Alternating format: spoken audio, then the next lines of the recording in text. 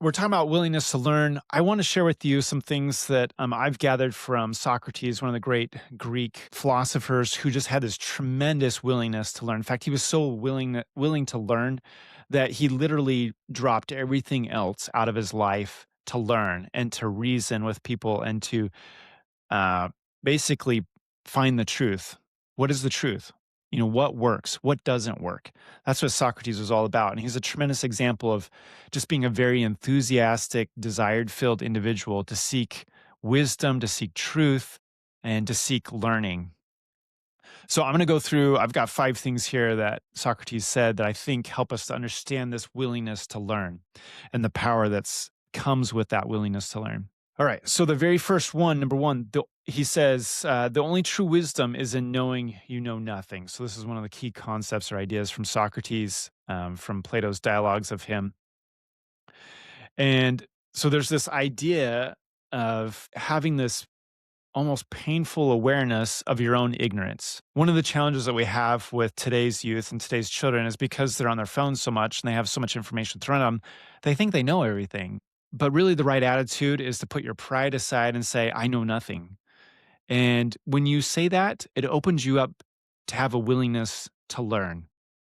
And once you can do that, where it's internalized in your heart and it's up here in your mind as well, you become a powerful student. And that's when you really start to gain wisdom in a wonderful way. And Socrates was truly wise in understanding human pride and recognizing that human pride actually prevents you from knowing the truth. Okay, so that's number one. Going to number 2 here, he says, wonder is the beginning of wisdom. So I've talked a lot about this. I usually use the words discovery or exploration. But wonder is the beginning of wisdom. We need more students who wonder about the world around them, that are curious about the world around them, who imagine up what certain things are like in all of their efforts. So having that intellectual hunger is very critical, very important for the success of our students, the success of our children. So once again, we can't go too long without water. It's just a matter of days. We can't go too long without food. It's just a matter of weeks. And we don't have that. We starve and shrivel up. And we have a lot of people who are intellectually starved and they're shriveled up. They can't think or reason or process very well. They can't communicate very well. They don't know the truth when they see it. They don't understand how their government's supposed to work. They don't know how to function in the workplace. There's all sorts of problems that come out of having graduating students out of public school systems who don't have a hunger for the truth and don't have a way to be able to acquire more truth because they've never learned how to learn. They don't have a willingness to learn. They don't want to read any books. They don't have a desire to read. They hate books. When you have a society when people hate books, that's a problem because you're going to lose your freedom. You're going to lose all the good parts of your society and you get to keep all the bad parts. And the only time you get the good parts back is when you have a society full of people who are reading the best books again and who are willing to live by them. And that's where wisdom comes into play. And that's why wisdom is so important, is because that's what makes your society free. It's what makes your society great. It's what makes your society happy, is when you have that type of education that fills the soul, it brings joy to the soul and liberates you from captivity, allows you to be able to provide for your family, allows you to be able to choose the right to act morally. It allows you to build a righteous family and to get married. It allows you to be able to know who to vote for and when it comes to elections and who not to vote for. Education is so incredibly powerful. It helps you recognize when there's threats to your safety and to your happiness and to be able to act on it. So education is incredibly important that way. And we're just neglecting it. Okay. So moving on here. So number 3, but the idea here is education is the kindling of a flame, not the filling of a vessel. So a vessel being like a pitcher or a jar, something like that, a water cistern. If you think about what it takes to start a fire, if you have your Boy Scout and they got some kindling and flint and steel wool or whatever it is they have some kindling and a little bit of moss, dried out moss, and they're gonna use their striking stick metal pieces to be able to get a few sparks into that kindling so that they can blow on it, so that they can fan the flames and eventually get enough heat there to actually burn some wood. That's the way all education starts out. And we have to remember that as parents is that with our children, it's just a little bit of nourishment at a time, step by step, milk before the meat, and that kindling of the flame. And eventually that flame gets so hot that there's nothing the flame can't consume. You can eventually get fires hot enough to melt metal. And when you get that hot, you're able to purify metals and to refine them and get rid of the dross, the imperfections out of them. And that's what happens with the great books. You know, you start out with lesser books and then you move to the greatest books that have ever been produced on the planet. And as you move up through that, it removes the dross. It refines you and makes you a better person. It makes your soul better. It makes your mind better. And just like, you know, as they purify silver and gold and they remove the dross off it, all the impurities out of the metal, so it's 100% pure or as pure as it can get, it requires high temperatures. It requires an uncomfortable environment. So sometimes to be educated, you have to be uncomfortable. You have to be willing to do the work in order to be able to get that high level of purity, that high level of wisdom, that high level of beauty and strength and nobility.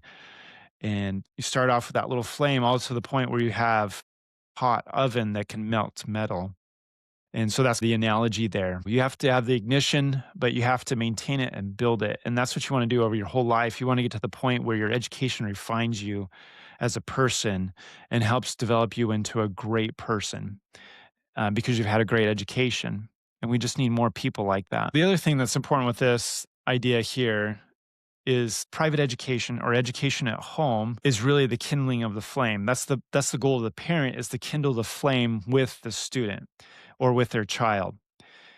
And you're trying to find ways to help them explore and to learn and get them excited about them, help them figure out what their talents are, what things they're interested in, help them get a breadth of different topics and subjects and find out what's most interesting to them.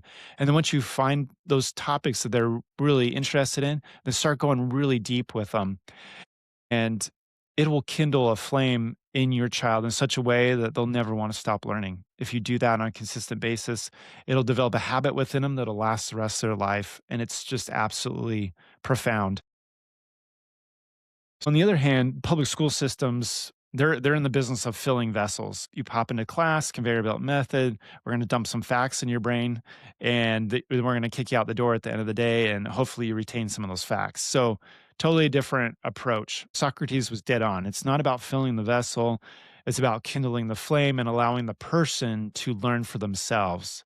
I, I tell my students, and they sometimes mock me for this, but I tell them, I can't teach you anything. You have to teach yourself. You have to develop yourself to such a point that you have a desire to learn, a willingness to learn so that you can go in there and be self-actuating. And, I can passively, using this passive model, I can dump some facts in your head, but it's really not going to benefit you until you have a hunger and desire to learn on your own and to acquire the truth. Okay. Then number 4, I've already led into it here, but number 4, I cannot teach anybody anything. I can only make them think. And that's what we're going for is to help others think for themselves, to reason for themselves, to lift others by their own volition through and by their education. Socrates was right. I can't teach anybody anything. We call ourselves teachers, we call ourselves educators, but really the only person that can really educate themselves is the individual. It's the individual who acts, it's the individual who thinks, it's the individual who has feelings in their heart, and all of those things together, it's their agency to act, to behave, and to improve themselves. And they have to make that choice. They have to want to be educated. And when we give them the freedom to explore, that's when passions get ignited. And that's when it becomes really important. And our modern school system has forgotten that. We don't bother to teach students how to think, and we just cram facts and figures into their heads and require them to regurgitate it for us on tests. And that's the extent of their education, in which they promptly do a brain dump after those tests. Yeah, and I'm just speaking from experience here, both as a student and as a teacher, that that's what happens for the vast majority of us. Okay, number 5, I only wish that wisdom were the kind of thing that flowed from the vessel that was full to the one that was empty. So it's kind of same concept here. You know, we fantasize a bit, and certainly government officials do, and certainly a lot of public school administrators and teachers do. And it's because it's been conditioned into them over decades and decades. We just think that's the way you're supposed to do it, but in reality, it doesn't work that way. But we think we can just pour knowledge into someone, and they're good to go, and we slap a diploma on them and say, "Yep, they graduated. They learned all these things." But did they really? Did they acquire any wisdom? Do they know how to apply it? Do they know how to take care of themselves in the real world? Do they know how to make the right choice when faced with a moral dilemma? Do they? Probably not. Not unless they're getting it from home, from mom and dad. Maybe they're getting it from church or from some other organization like Young Marines or 4-H Scouting or Girl Scouts or something like that. Maybe they're getting a little bit there. But they're not getting it in the public school system, I can guarantee you that. And so that moral training, that moral emphasis to be able to grow and to develop into a great person who has read the great books and understands what truth is and has the courage, the moral fiber to stand up for what's right, that's priceless. And you have to train students that know how to reason and think and can process ideas at a very high level. And so, yeah, we have this fantasy in the public school system that we can just transfer knowledge from a teacher to a student without any work, without any effort, without being struggled for, without application. We just think we can do a brain dump, brain transfer, and all of a sudden the students magically has it. But it doesn't work that way, and so that's certainly a fantasy of the public schools today, and something that Socrates warned about anciently. Okay, so there's some Socratic wisdom for you in regards to our topic of willingness to learn.